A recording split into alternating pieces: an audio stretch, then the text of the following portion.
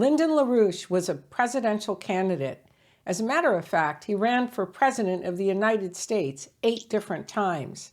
He was a political activist and he started the LaRouche movement. And his movement is still active today and it's worldwide. Yet no one has been more controversial than Lyndon LaRouche. Accused of being an anti-Semite, of denying the Holocaust. These are pretty serious accusations.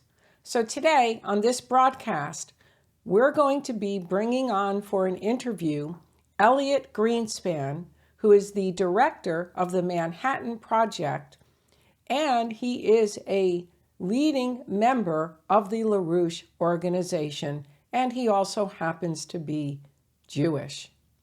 So he will talk about the LaRouche record, and stay tuned. This is going to be a very interesting show. Is Lyndon LaRouche an anti-Semite? Is he a conspiracy theorist embracing the elders of the Protocol of Zion? Did he deny the Holocaust?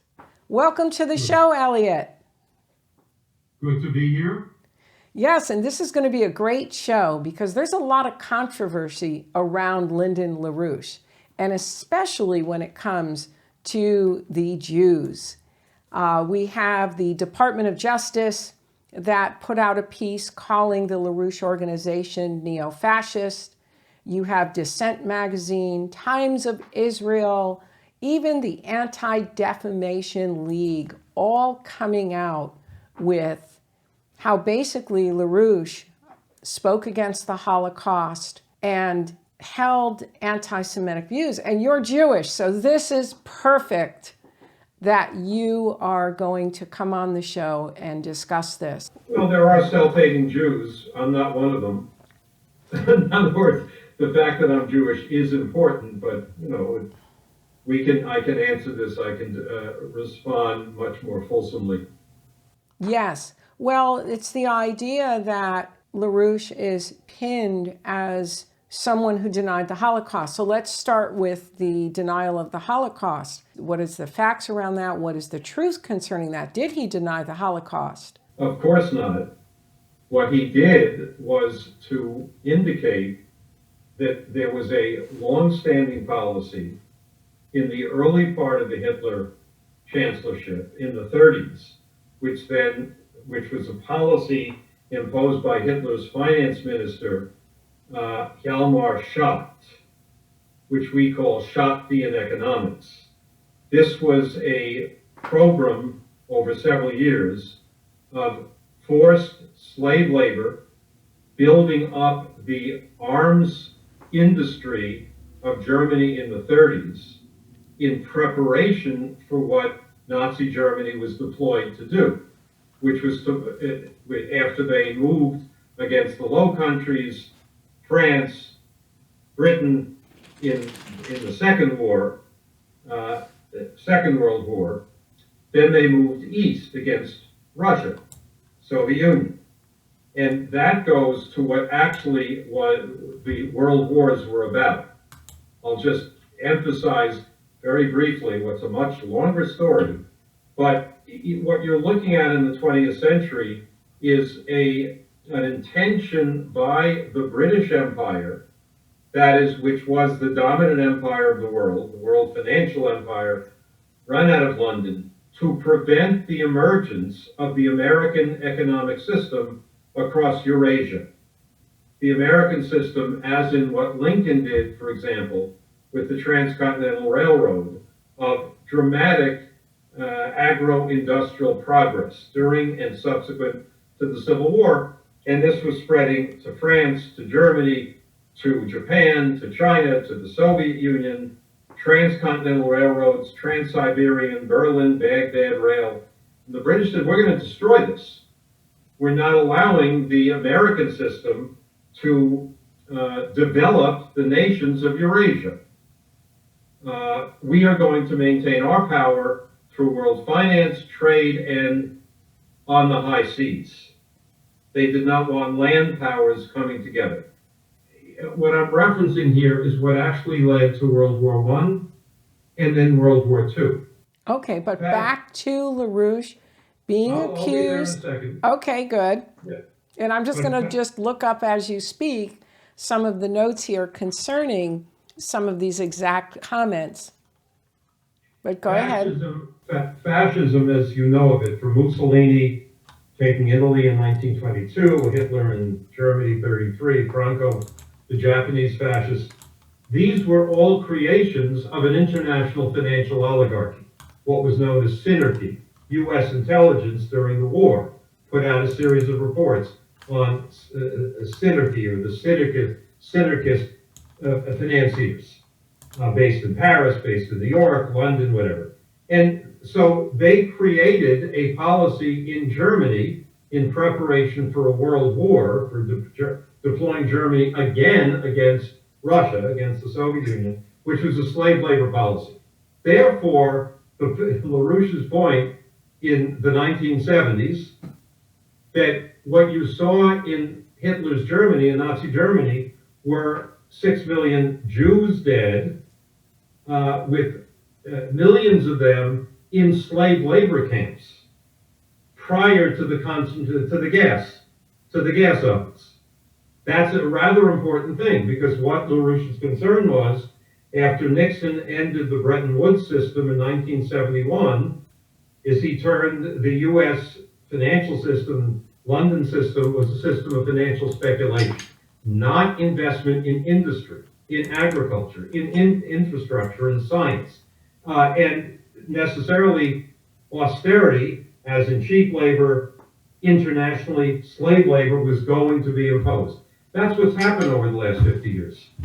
And LaRouche was in the 70s and subsequent, we drew upon what actually happened in Hitler's Germany. What we said was that the Holocaust, there was a Holocaust against the Jewish populations of Europe, as well as Slavs, as well as Gypsies, homosexuals, communists, the whole thing, by this racialist, genocidal, satanic Hitler regime, about which we've written books. Mrs. LaRouche wrote a book called The Hitler Book, which you might want to read, as opposed to reading all of the disgusting slanders for years now against Lyndon LaRouche and me and our colleagues over all these years. Well, actually, yes, there's an article about her as well. In the article Dissent, it says, in the last 2 years, this was written in 1981, in the last 2 years, Lyndon LaRouche and his followers have published articles claiming that the murder of 6 million Jews in the Holocaust never happened, that international Zionism controls part of the drug traffic in America,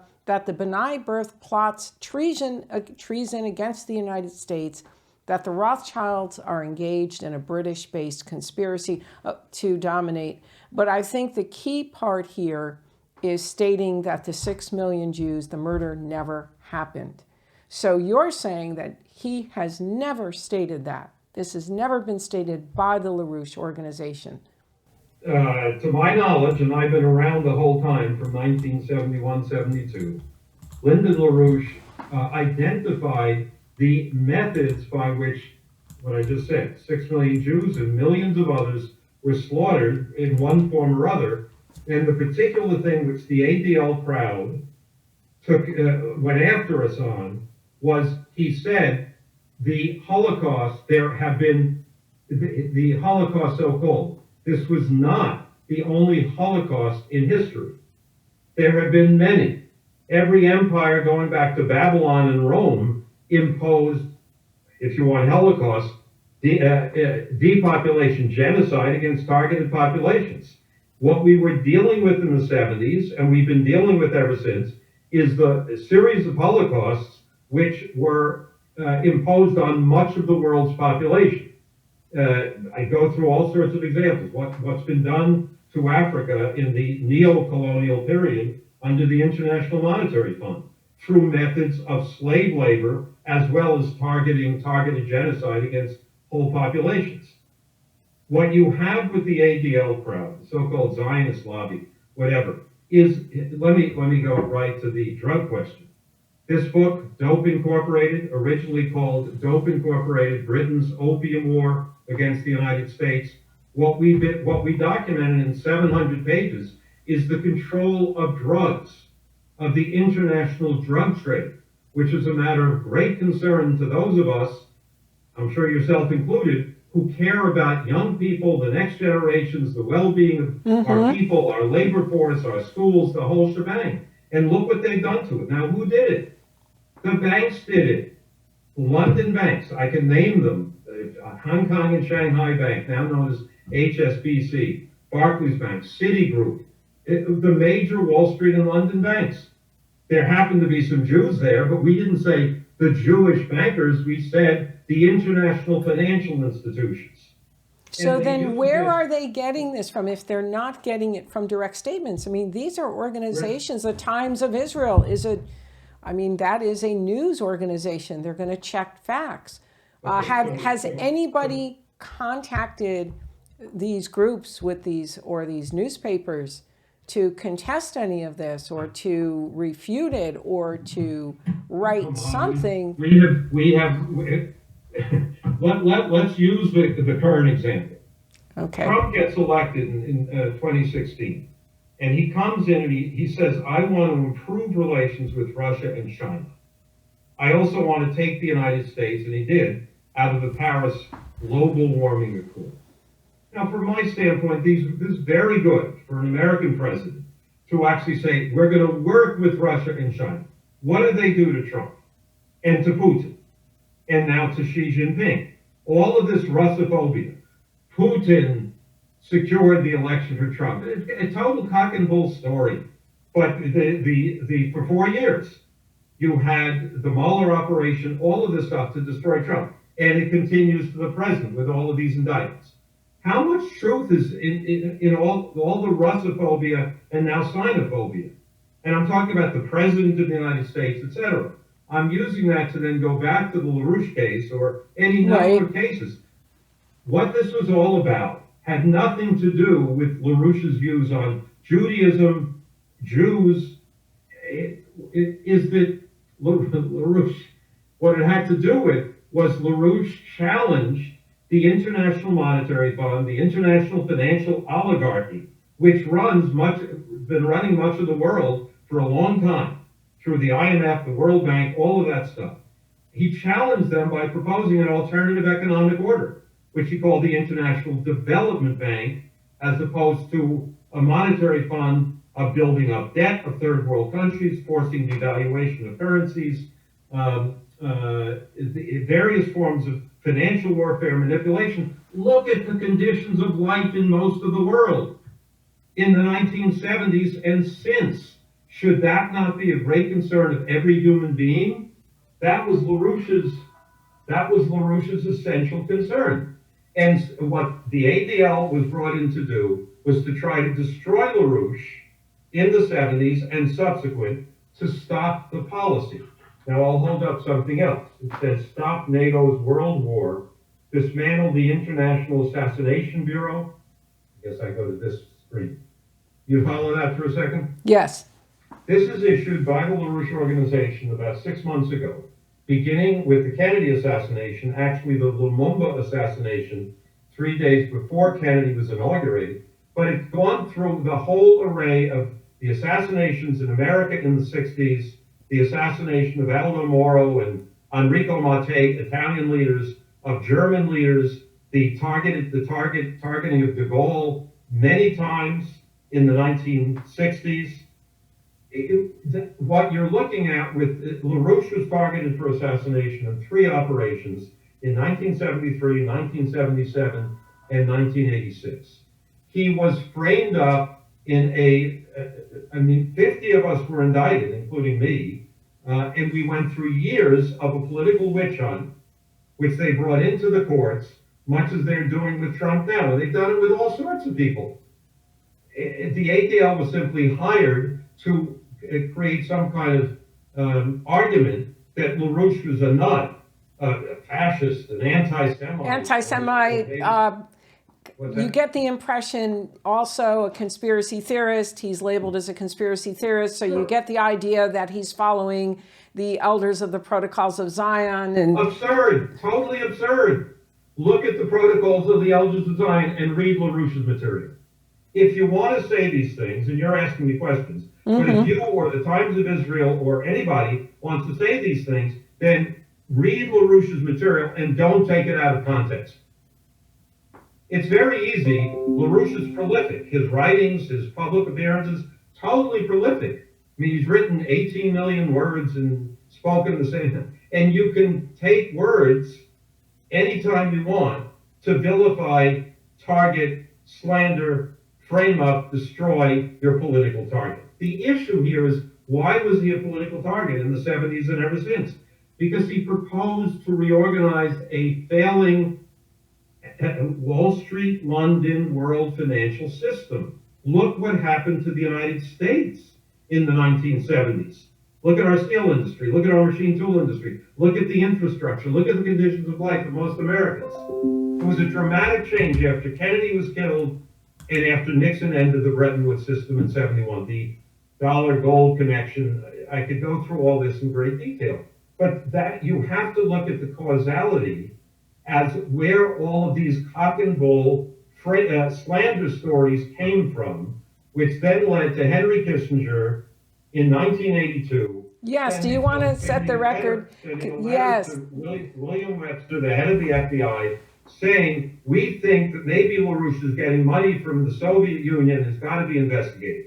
What was actually happening was that President Reagan brought LaRouche in under security clearance into his administration to establish a back channel between the White House of Reagan and the Kremlin to sound out the Soviet government as to LaRouche's proposed ballistic missile defense program, which Reagan adopted on March 23rd, 1983. Reagan called it Strategic Defense Initiative. Of the two powers, the two major nuclear powers, collaborating to develop new physical principles in science, directed energy beam technology, to determine if the defense against nuclear weapons could secure an advantage over the offense and accomplish what Reagan was passionate about. And he said it in that speech in March of '83, to render nuclear weapons impotent and obsolete. You and I have talked about the danger of nuclear war at this moment. Oh, absolutely. So that was 20 years after the Cuban Missile Crisis, when we were inches away. And Reagan knowing this, LaRouche knowing this, working with elements of our scientific community. The Soviets have been working on this for a number of years. And LaRouche said, we can't have one side destabilizing this terrible thing, this balance of nuclear terror. So we should work together with our adversary, much as Kennedy proposed in terms of U.S.-Soviet joint mission to the moon on September 20, 1963 at the United Nations. Kennedy said, if you're going to have peace, you're going to have to work to understand the interests of your adversary, your enemy. And that's what LaRouche got Reagan to put forward as the policy of the United States. And Kissinger and Bush, Vice President Bush, but these same Anglo-American oligarchs said, destroy the guy. And in the ensuing years, we were involuntarily bankrupted. They tried to shut us down. We had publications, a newspaper, a science journal, a tax-exempt science foundation, an anti-drug publication, in the hundreds of thousands of subscribers, and it was all shut down by April 21st, 1987, in an involuntary bankruptcy. And 50 of us were indicted. LaRouche went to jail with a 15-year sentence. You remember Ramsey Clark? Yes.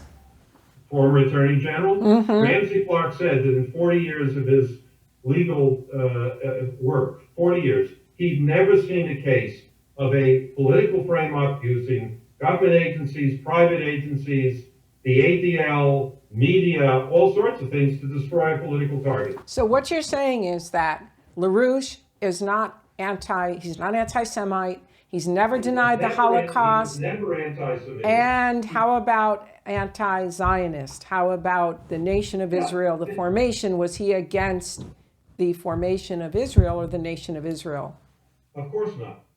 And what he did is, in the same period, 1975, when he proposed the International Development Bank, He met with Abba Eban, well-known foreign minister of the nation of Israel. He met with and befriended Nachum Goldman, the head of the World Jewish Congress, the World Zionist Congress.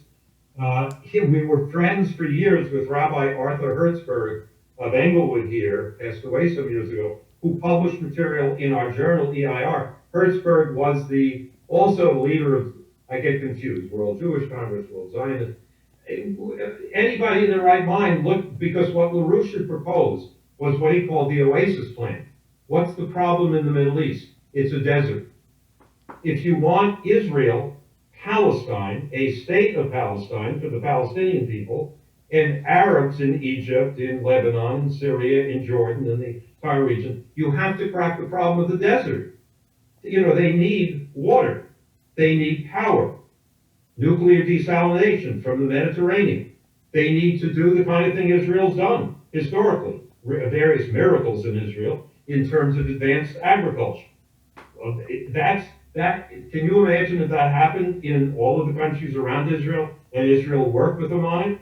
That's what LaRouche proposed. Then he proposed to Shimon Peres a Marshall Plan for the region some years later, at which point Peres was probably prime minister at the time. And then you'll remember the Oslo Plan with Peres, Rabin, and Arafat. Here you have General Rabin, who was directing the IDF, the Israeli Defense Forces, the Israeli military, to crush the Intifada, the Palestinians. And Rabin, at a certain point, made exactly this kind of beautiful transformation, in which he said, what is the interest of our enemy? Are we going to become a garrison state which is going to impose apartheid on the Palestinian population in the West Bank? Or can we do something different? And you had the Oslo Accord, if you remember that, in September of '93, in which Clinton sponsored this at the White House with the famous pictures of Rabin, General Rabin, now Prime Minister, with Arafat. And LaRouche's response to that, there was an economic protocol in that accord which said we've got to have infrastructural development on the West Bank. LaRouche, who was in prison at the moment, said they've got to break ground within a month. Otherwise, the World Bank and related finance agencies will prevent any development, any construction, any infrastructure in the West Bank. And then the Palestinian population, the terrorist side of Palestinian elements, will attack Arafat. Well, what happened was, if you remember, Rabin, within 2 years, was murdered by an Israeli or a Zionist, whatever, a terrorist. They killed him because he dared to talk with the enemy and try to come up. But LaRouche put the program for all that on the table. We've done that for much of the world. That's why we're always attacked. And we're attacked right now. Now, Mrs. LaRouche, who is the leader of this movement now, Mr. LaRouche passed away a few years ago. She and Scott Ritter have been number 1 and number 2 on a kill list by the Nazi regime in Kiev. You know what I'm referring to? Oh, absolutely. Actually, it's the hit list, but it originates with the CIA. No, it originates with the Mira Peretz operation, the broader list. The CIA, what you're referring to, is that the Obama-Biden administration in 2014 ran a coup working with the Azov Battalion, which are neo-Nazis of the Banderites. Stepan Bandera was the leading Hitler collaborator in Ukraine during the war, World War II, who murdered large numbers of Jews, Poles, Hungarians, Ukrainians, and so on and so forth. And Obama and Biden, those great leaders, put these bastards into power in 2014. I don't want to take your time and go through the whole history. I think you know some of the history of the last 9 years. But that's what our movement's been fighting. For that, Mrs. LaRouche, for months, was number 1 on the CCD, the Committee to Stop Disinformation, they call it, of the Kiev regime. Now Scott Ritter's number 1 and Helga's number 2. Wow. Well, So what I'm trying to say in response to your original point is, you want to look, you want to take the ADL filth. I mean, look, this thing, the Dope Incorporated, we're famous for this. We published this in 1978. The banksters went wild, and their hired guns, including ADL and all sorts of media, then said, oh, LaRouche is just an anti-Semite and blaming the Jews for this. No, we said it's the banks, it's the British Empire. And our attackers okay. said, oh, when LaRouche says Britain, he's really meaning the Jews. No, we're very specific. We put out a 200-page report a few years ago called The Coming Fall of the House of Windsor. We put out volumes on what we mean by the modern British Empire. Now I'm just going to read you a There quick quote. There are Jews in that, and there are Christians in that, and there are Muslims in that, and there are Buddhists in. I mean, come on.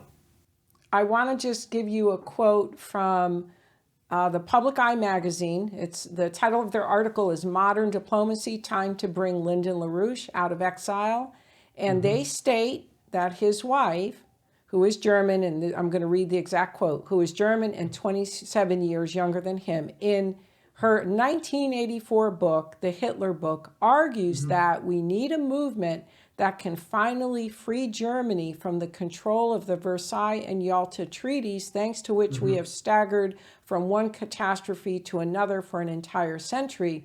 And then it said Helga founded the Schiller Institute, which has been accused of anti-Semitism by the Berliner Zeitung and Political Research Associates, and a group and this group apparently studies right-wing white supremacist militia groups. So in her book, they seem to take issue with this statement. So do you have any comment here? And also concerning that the LaRouche group is white supremacist and right-wing. So just some comments there. I should have had Dennis B. join me in this.